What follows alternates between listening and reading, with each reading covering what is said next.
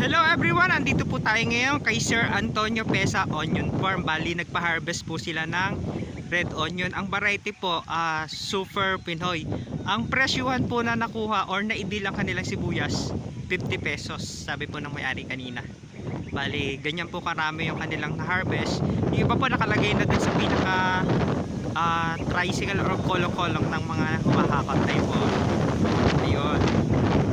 Tapos gagawin tayo dito sa nakabunton. Papakita natin yung quality ng kanilang sibuyas.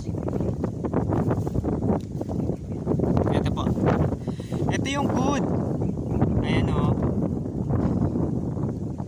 ganyan po kaganda yung sibuyas nila. Bali sabi na lang may-ari, ang ano daw basis 70-30, 70 yung good size, 30 yung big size. Ayan, kaya pasok sa presyo ng buyer.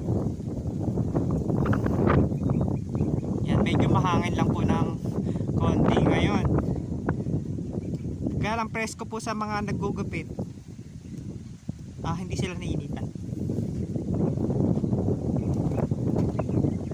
Ito yung mga bagsak pang reject na hindi pa naisusupot. Ayan po. Ayan, ito yung kambalan. Ayan, pakita natin, ito kambalan, reject na po yan. Ang ganda yun. Tapos ito yung mga good na nakalagay na sa red bag. Yan, ayan po yung good, pakikita natin.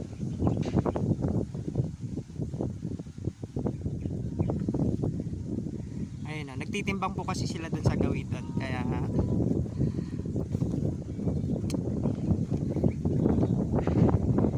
tapos ito yung iba, papakita natin.